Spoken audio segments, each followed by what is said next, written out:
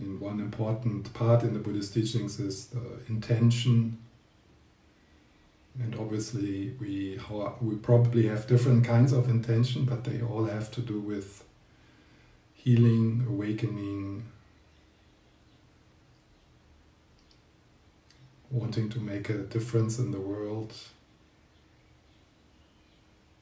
curiosity towards your own being. So all these wholesome intentions, they bring us together tonight. So that's very beautiful and something to be quietly happy about.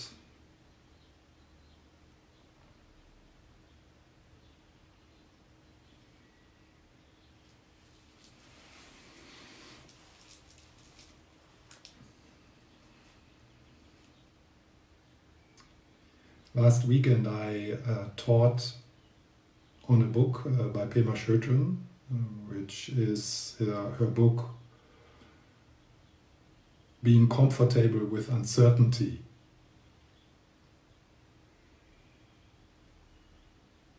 And in this book there is one chapter which has the title 3 Ways to Work with Chaos. And tonight I want to share these 3 ways of working with chaos. Chaos or uncertainty, or 3 ways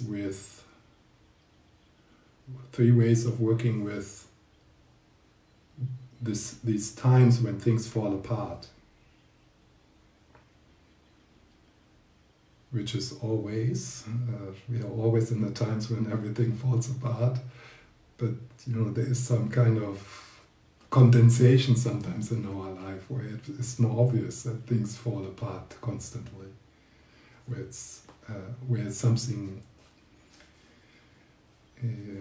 more in the foreground. Quite often we can cover up that fact through the illusion of stability, through the illusion of safety.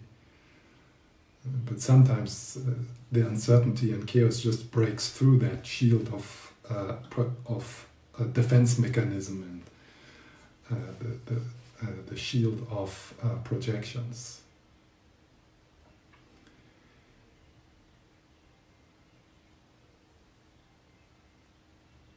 So the 3 ways of working with chaos are, the first one is letting go of the struggle. The second is turning poison into medicine. So this is turning difficult emotions into medicine, to a practice of Tonglen. And the third way to work with chaos is seeing everything, seeing all appearances as emptiness emanating from emptiness, unity emanating from unity, Dhammakaya emanating from Dhammakaya. So that is the wisdom part. And one can actually see these teachings as a sequence in one's own practice. Yeah? So you start by letting go of the struggle, and after our first meditation I will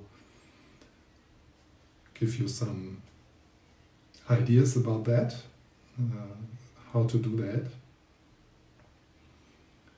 And then, once you have said yes to what is happening, turning your own reaction, turning your own feelings into medicine for yourself and the world. Turning the experience of anxiety or sadness or despair into medicine through the practice of Tonglen, through the practice of giving and taking. So that is the compassion practice. And then at the end of this process, seeing everything as empty, seeing everything as unity emanating from unity, dissolving back into unity. So this evening is actually a complete practice for the rest of our lives. So I will say goodbye to you at 9 o'clock. And see you in 10 years, guys.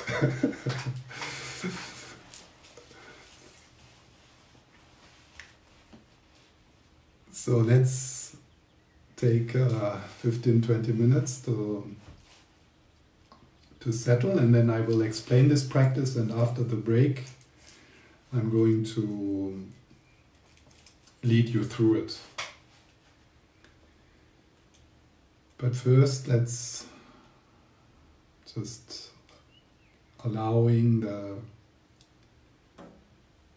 body and the mind to settle.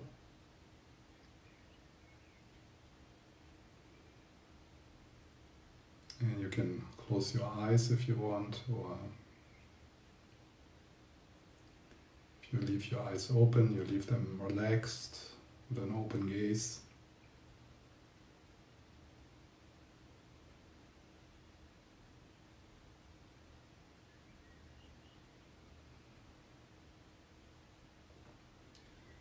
Then you allow this shift to happen from the head into the body, from thinking into being.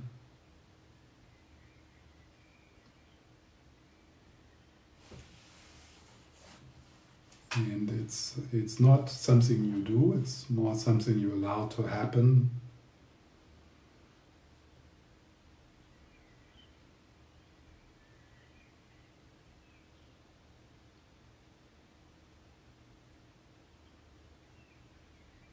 You welcome the guests in the guest house of your body as best as you can.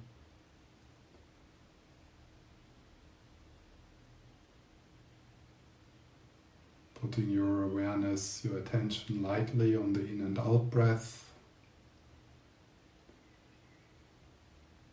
And with each in-breath sliding into the body. Touching gently, holding softly, whatever your inner weather is like. And then with the out-breath, allowing the whole body to soften, allowing the body to let go into being carried by the earth, by the seat, by the floor.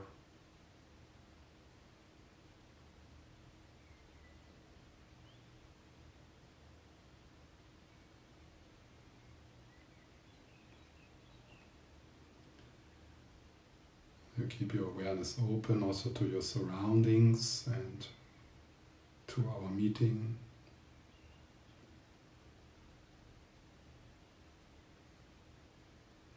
So it is a dissolving into connectedness.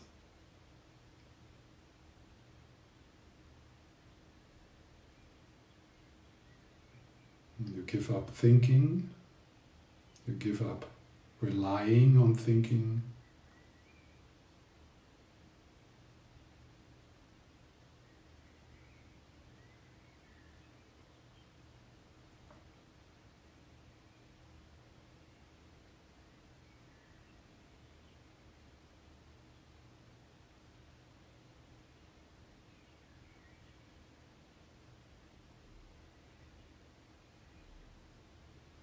How is your belly, your shoulders, and maybe you can also softening the face, the forehead particularly, and the mouth.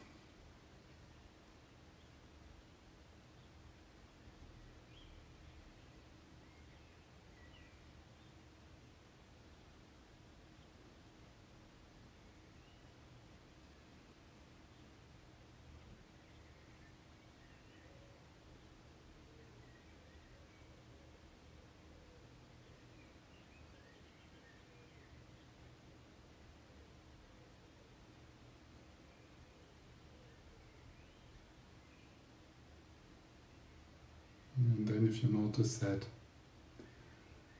There's the process of grasping for something or trying to get rid of something. You allow this grasping to soften as well, as if you're opening a fist, so that more and more your energies, your thoughts, your feelings, more and more they can just go and flow wherever they want to flow.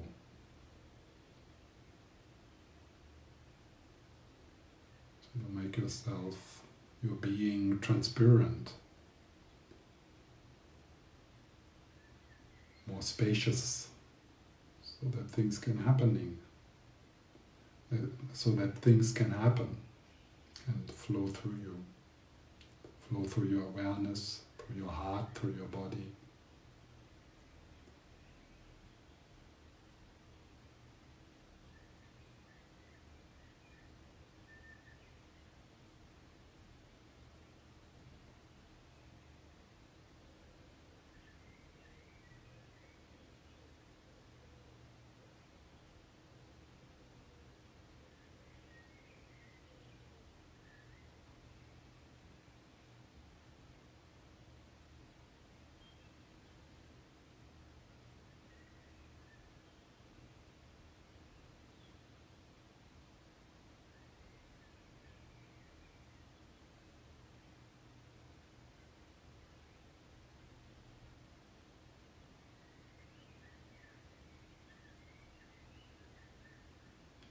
And then if you get entangled or you emphasize thinking a little bit too much, with the in-breath you just slide back, you drop back into the trunk of your body. And if something wants to emerge from within, you allow that to happen, neither focusing on it nor trying to manipulate or fix it. You become a gracious host in the midst of your guests.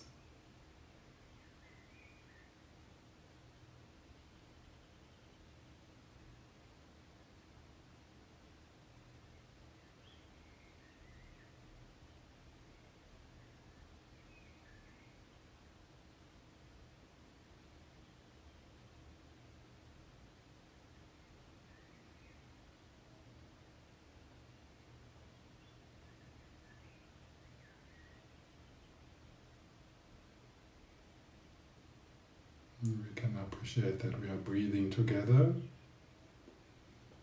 not only here in this group, but we are breathing together with all living beings.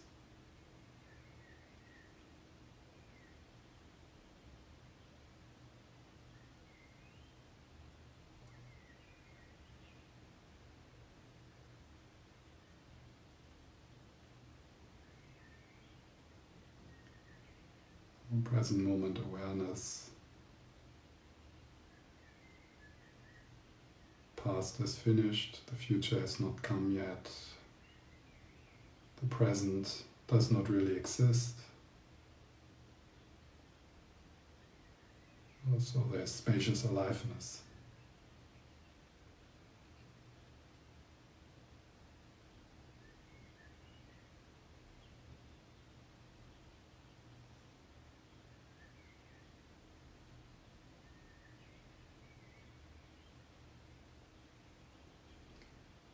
And there's nothing to do. There's nowhere else to go. Nothing to figure out or nothing to do right or wrong. So this is beingness and it's happening by itself.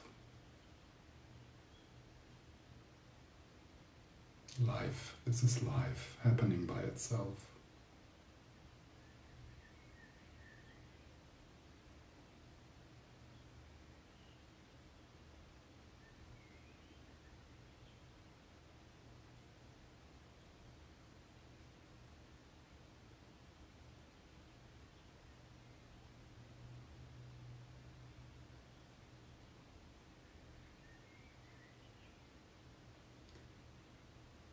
Letting go. You can let go now.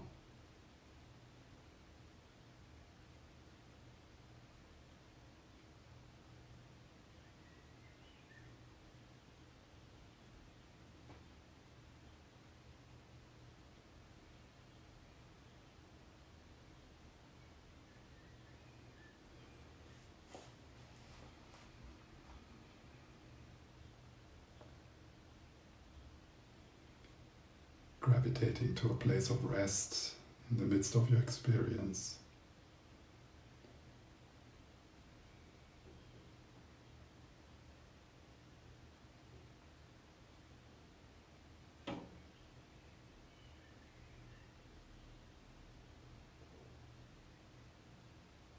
What is here if there's no problem to solve?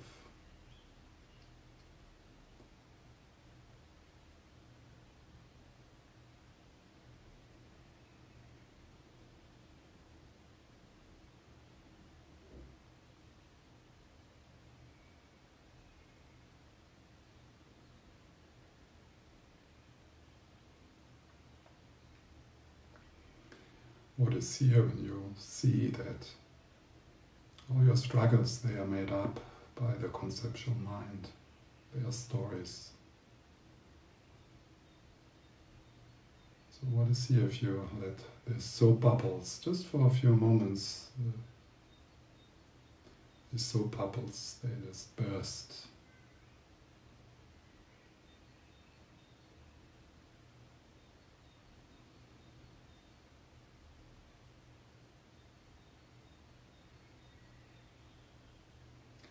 What is here when you realize that the bricks of the prison you might feel you are in, that the bricks of this prison are made by your own conceptuality.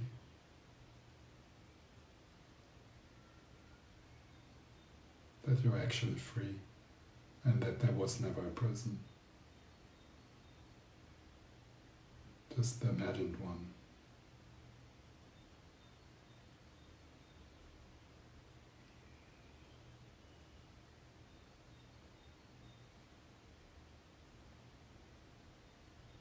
Give up thinking.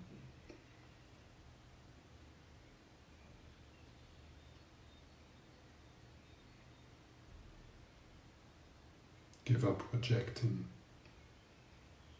Give up memory.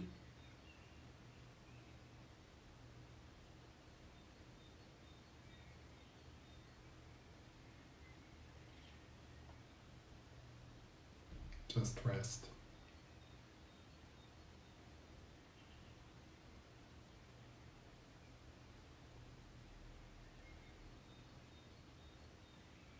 Present moment awareness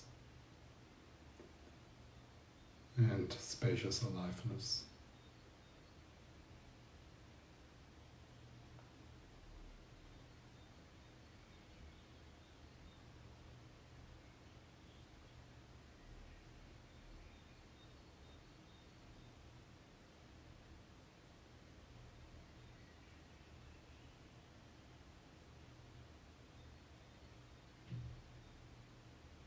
What is here when you can't find the one you need to defend, the one you need to make happy? What is here if you can't find the central position?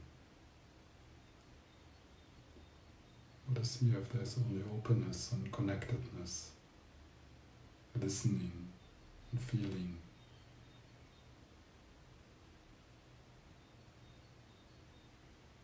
What is here in present moment awareness?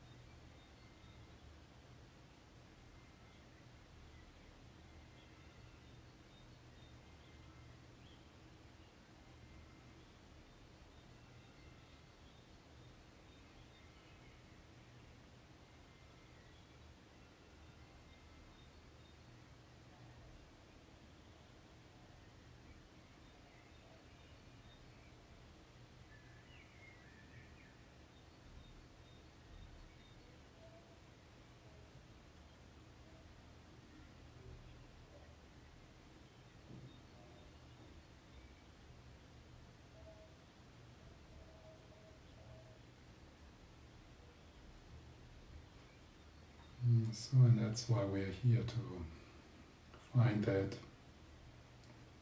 non-place of essence love, so that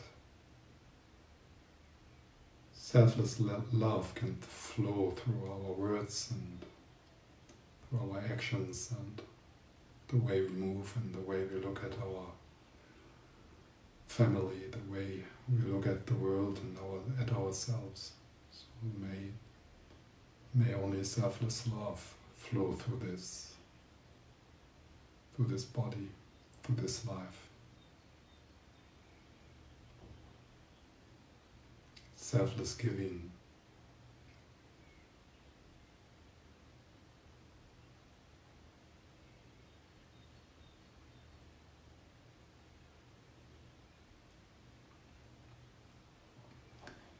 And may we be the one who's looking after the others.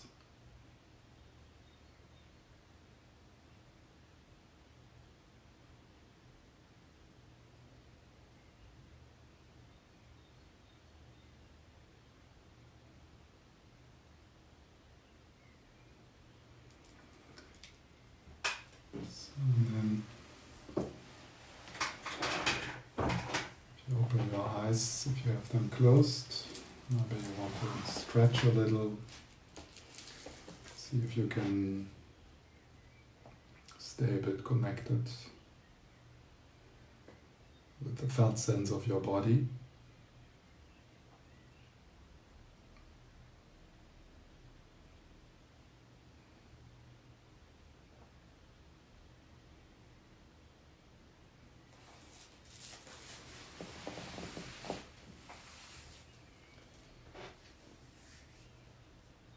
So after death,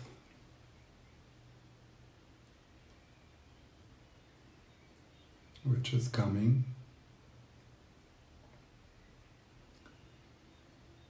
the pictures we took don't matter.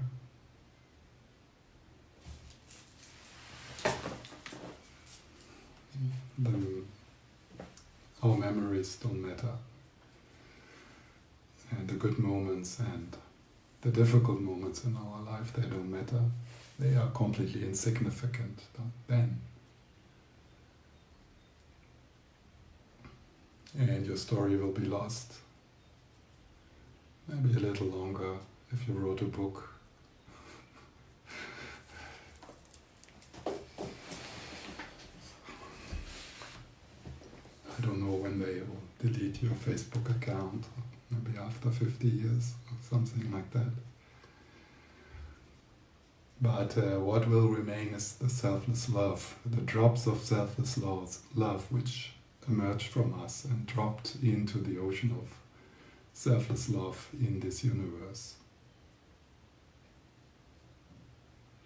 So it is our selfless love which we pass on into the next generation. In the same way, we are still alive because of the selfless love which emerged in our generation from the previous generation. Of course, also the traumas, but there's also the warmth, the kindness, and the compassion of our ancestors.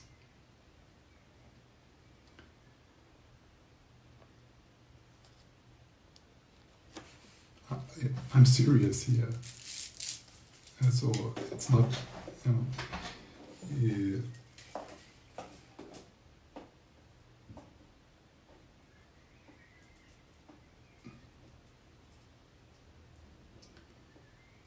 so the three ways of working with chaos.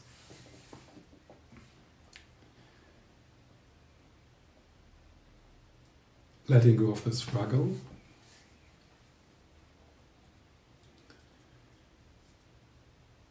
turning poison into medicine, and seeing appearances as emptiness emanating from emptiness, as essence love emanating from essence love, as Dharmakaya emanating from Dharmakaya.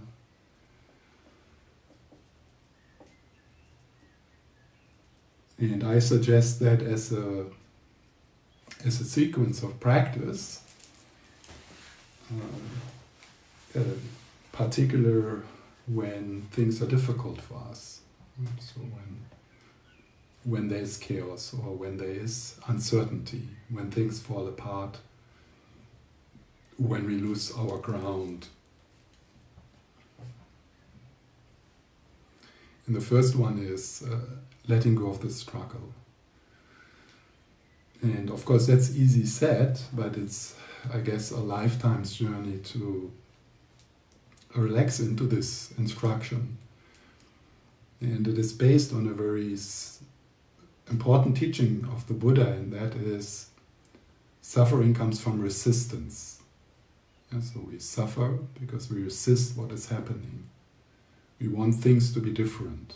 We want to have different feelings, different thoughts, different experiences. We want the temperature in the room to be different. We want the weather to be different. We want the body to be different. We want our flat to be different. We want the people we live with to be different. And that's where the struggle, where struggling starts.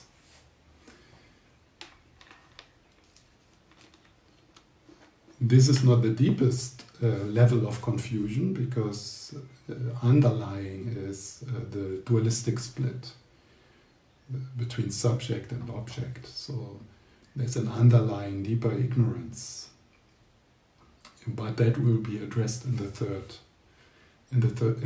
technique. Yeah? So this is a kind of the start. So when things are getting difficult and we are very reactive and we take it very important, very serious and very important what is happening to us, then it's sometimes too much to remember emptiness. We might get even angry if someone says something towards the narcissistic, oh, what about me loop.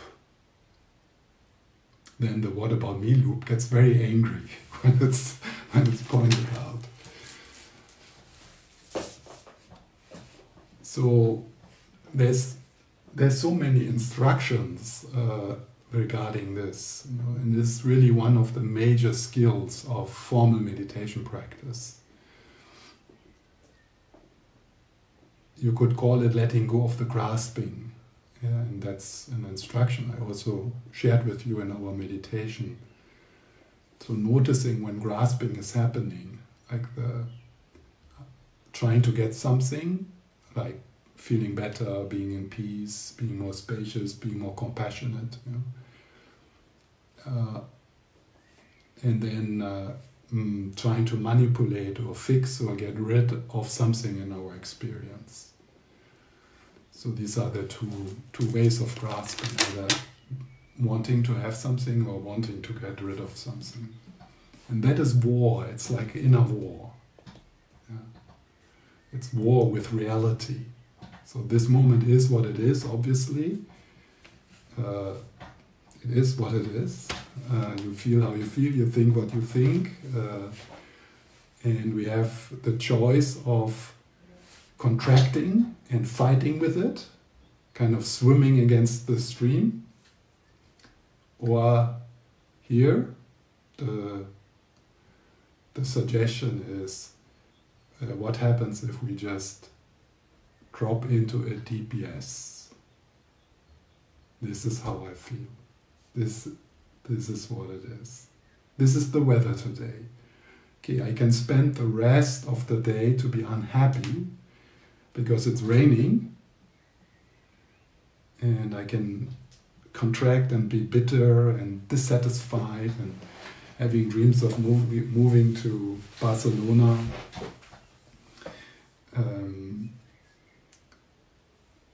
Or you relax into it, and maybe you even start to appreciate rain as one of the many experiences of life.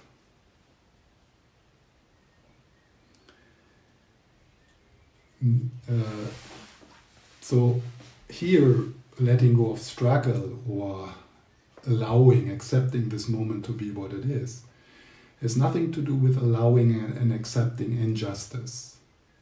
It has nothing to do with allowing pigs to be slaughtered. It has nothing to do with that. It has to do with the way you feel. Yeah.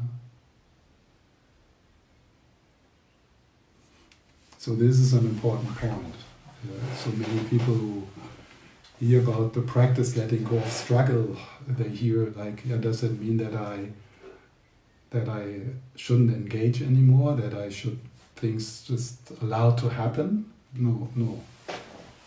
But you feel your feelings. That's it. You just feel your feelings.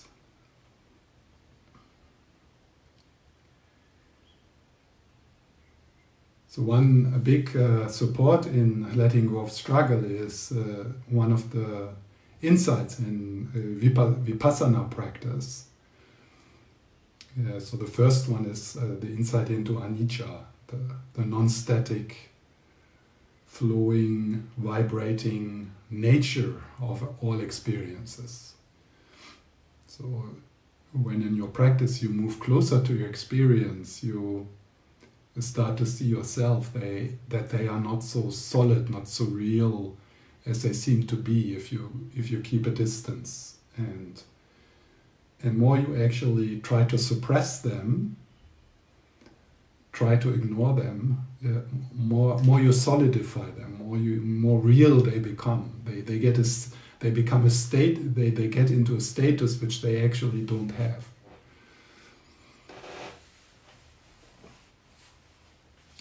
So a lot of the instructions, meditations and instructions you hear from me or other meditation teachers, they invite you into exploring this space of finding a DPS. And obviously it is nice or supportive, healing, when that allowing and it's accepting is not just like a neutral witnessing or just a noticing, but if there's some warmth, some kindness, compassion in it. So not just, okay, this is how I feel, I can feel it, this is how I feel, so okay, I witness that, but more like, oh yeah, this is how I really feel now, and it's difficult for me, yeah. This is a difficult moment for me. Yeah. Okay. Yeah. So that's rather using the word mindfulness, one could maybe use the word heartfulness here. Yeah. Chitta also means heart. Yeah, not only mind. The Sanskrit word chitta. And of course, that's a whole other story, how to bring that kind of loving gaze into the way we look into our inner life. So the practices of self-compassion, guru yoga, deity yoga, so different traditional practices and other methods from Western practice, Western therapy, to facilitate friendliness towards your inner life, a radical friendliness, a super radical friendliness. I mean, it's so super radical friendliness, it's even friendly with not accepting. Yeah. So the yes here is so super radical, it says also yes to the no. So it really cuts through the whole manipulating, fixing, trying to feel different, trying to feel better, yeah, by just dropping into an openness, into a yes.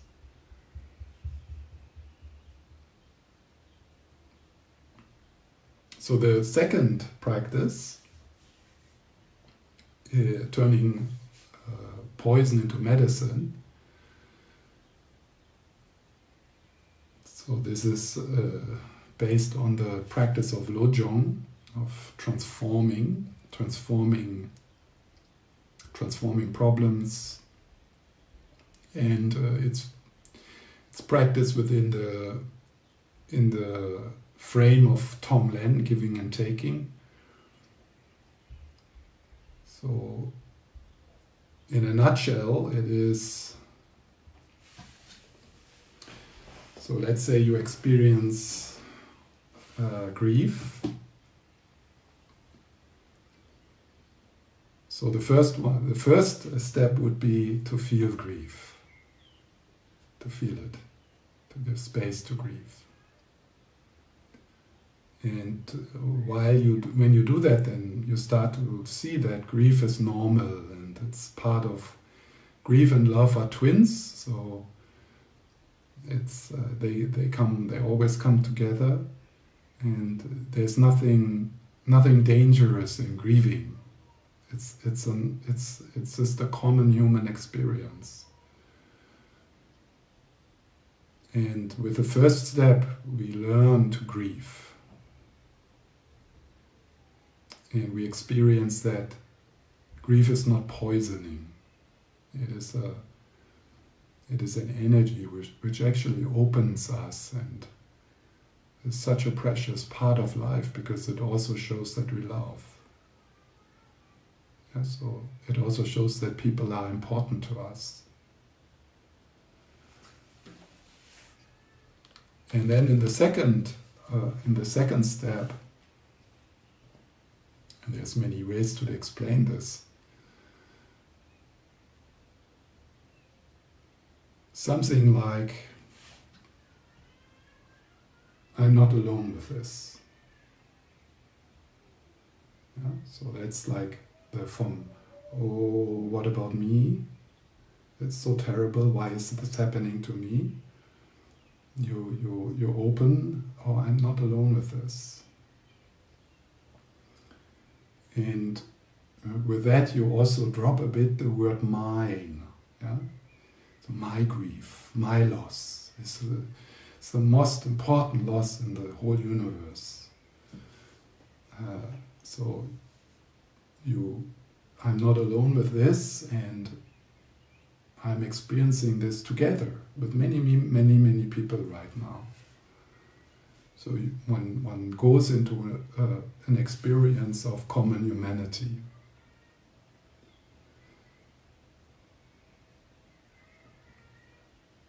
So you step into it, not as your grief, but as the grief we all share.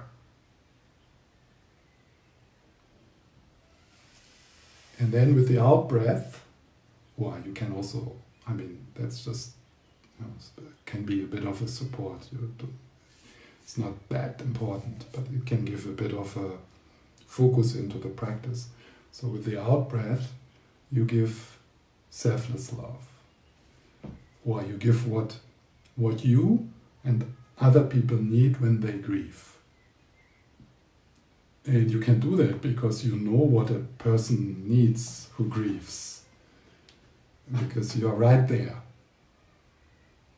And you feel what is good for you. You feel what is healing in a situation like that.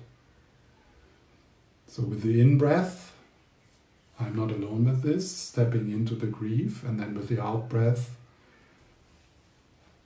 giving selfless love, whatever that means for you. Giving nurturing, giving kindness. You're taking the grief into your arms like a grieving child.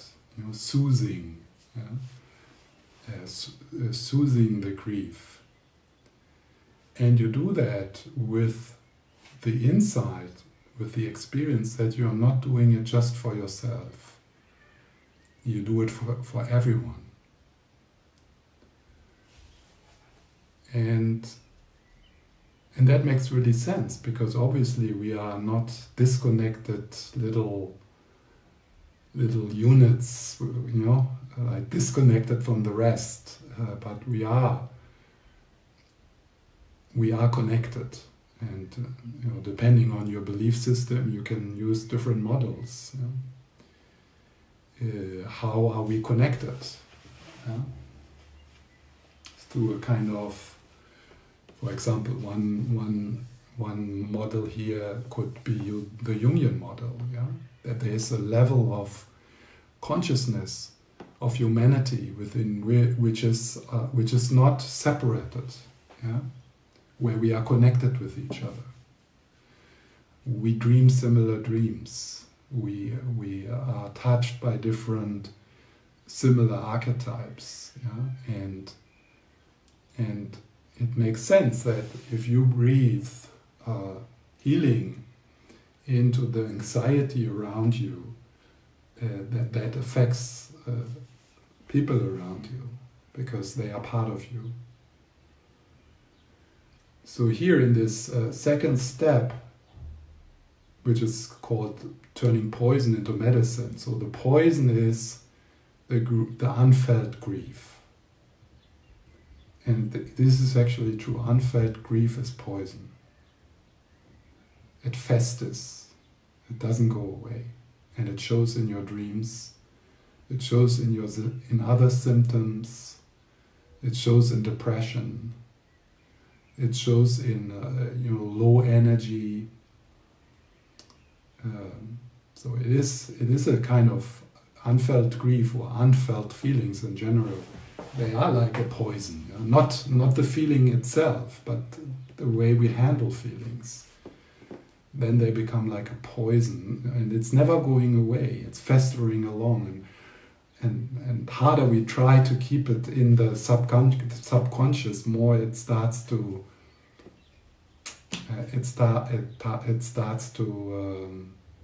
poison your heart, your mind, your body. You literally get sick. So, and we turn it into a medicine, and here the medicine, I mean the ultimate medicine in Buddhism is selfless love. That's the medicine. Essence love, or bodhicitta, kindness, compassion. So that's the medicine. And isn't it our difficult feelings which makes it possible for us to have empathy, to walk in another person's shoes, to be touched by suffering, because we know it from ourselves.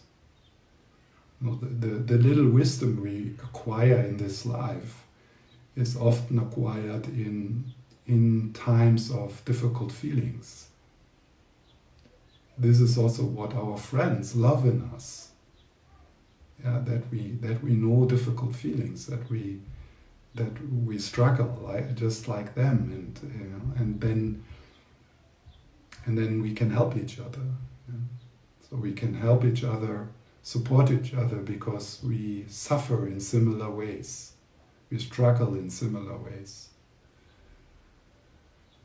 So this is how we turn poison into medicine. And there's more to say about the practice of Tonglen, but I have taught it before, and there's a lot of teachings on my SoundCloud profile about different ways to practice this. And the third step, and after the break I will lead through the sequence. That is the wisdom part. So this addresses the root distortion.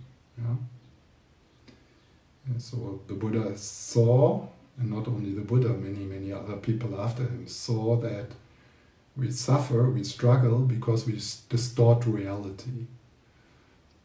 We are not in touch with reality, we are in touch with our projections, particularly with the projection of separation and the projection of a solid, separate, autonomous, unchanging, unitary I, with which we are identified. So instinctively, we have a sense that there is an I in here, something extra than the body and mind process. And of course, when we think about it, quite quickly it becomes clear that that's just made up, but that's not how we feel. We literally feel there is someone here inside which is somehow separate from body and mind, the owner, the decision maker, the one who's experiencing all this, yeah. And so it's an energetic contraction in our subtle body, and it wanders around, yeah. So sometimes it's more behind the eyes, or here, or in the belly, and that's what we are identified with. And there's a sense that we are looking from it into a world. Like there might be a sense right now that you are somehow behind your eyes and you're looking through your eyes into the world. Yeah. So as if there's a separate I who has eyes. Yeah. As if there's a separate I who has feelings. Yeah. Or as if there's a separate I which is hearing what is being said here. But then if we look for that I, we can't find it. Why don't we find it? Because it does not exist except in our imagination. So it's something extra, we put extra on this open process. Life, just the open process of life. We put something extra. So this is, and then, so the same kind of investigation then is also made into the other. Yeah. So the dualistic split is that is split into a separate solid I and a separate other. Yeah. And this is dukkha, that tension which starts to arise. I have to do like this. Which starts to arise between the subject-object split.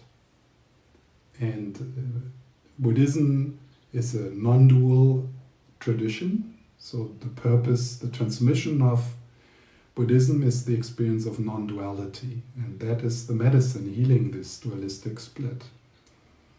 I mean, the split never has happened, it's just in our imagination it happens. Yeah? And it happens in every moment. In any moment, yeah. So, in any moment, there's boom, boom, boom, boom, boom. Yeah? The collapse into subject-object. And then the grasping, yeah, from the solid separate I, the grasping starts. Oh, I want this, and I want to get rid of this. And then the wheel of karma is set in motion.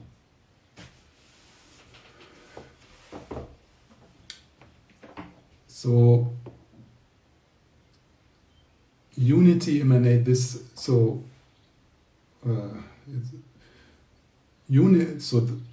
seeing appearances, including the appearances of I, as unity emanating from unity, dissolving back into unity. If I may use a Christian expression of this, seeing appearances as God emanating from God, dissolving back into God. Or seeing appearances as emptiness emanating from emptiness, being empty while they are doing their dance and dissolving back into emptiness. So while this appearance is doing its dance, it's still God. It's still the ground. It emanates from the ground and is made from the stuff of the ground and dissolves back into the ground. Or seeing this moment, the appearances of this moment, the appearances of this moment as prajna paramita emanating from prajna paramita, dissolving back into prajna paramita. Prajna paramita, the perfection of wisdom, the great mother. So the Great Mother, because everything emerges from her, and everything is her, and everything dissolves back into her.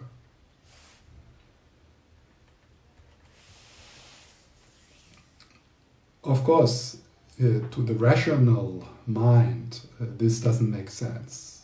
I mean, I would say 95% of people on this planet would say this is complete bullshit.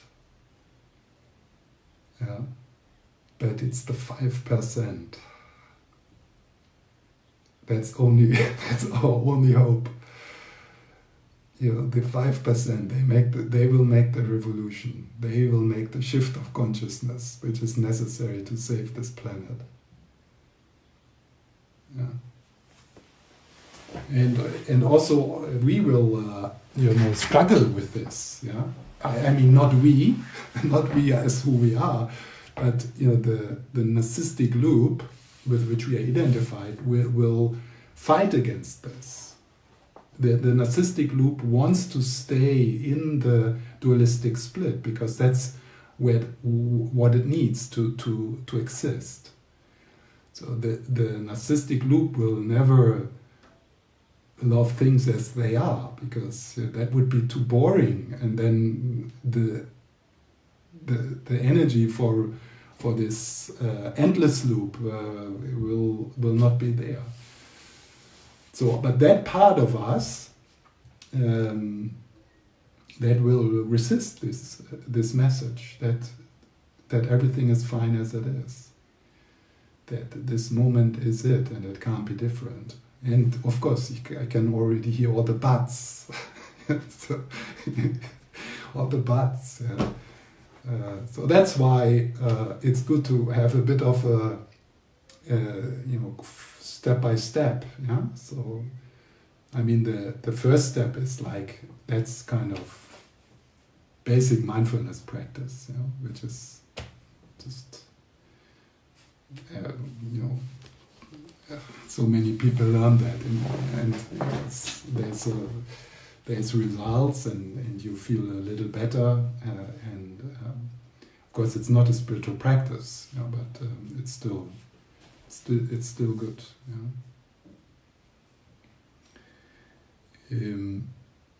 But then the awakening, or the liberation, that is described in the third practice. So it's good that it is a bit of a sequence. Yeah. So, and it could be that for some people the focus for many years or even the whole life is working with the first step. Yeah. And then people who have a stronger Mahayana seed in them, for them it might be possible to move to the second kind of practices, to the compassion practices, and to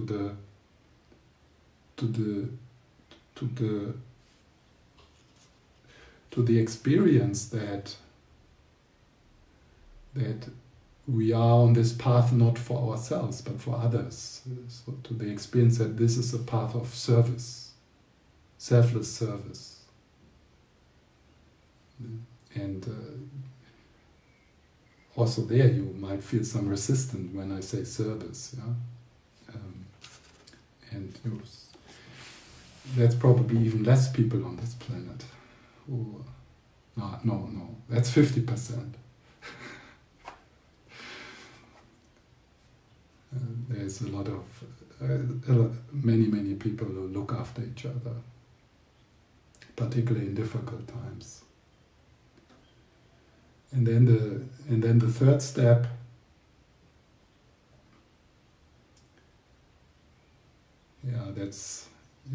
that's of course also difficult to explain because it is undescribable and ungraspable. So what I'm not saying here when I say everything is emptiness emanating from emptiness, I'm not saying here, therefore it doesn't matter, or therefore it doesn't have any value. It's the opposite, because everything is emptiness emanating from emptiness. It can function and it matters.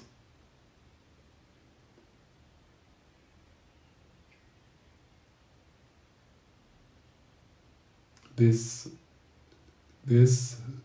moment is a sacred moment. You're standing on sacred ground. And it is sacred ground, including this body, including your feelings, and including the people around you, because all your experiences are prajna paramita emanating from prajna paramita and dissolving back into prajna paramita.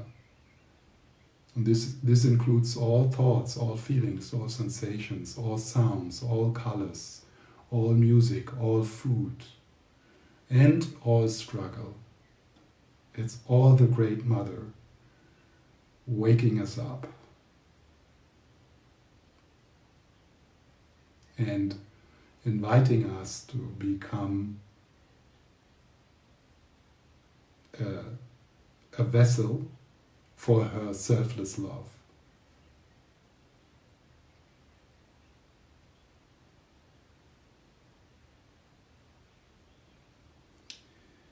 Okay, so let's have a break, 15 minutes. We continue 1:15.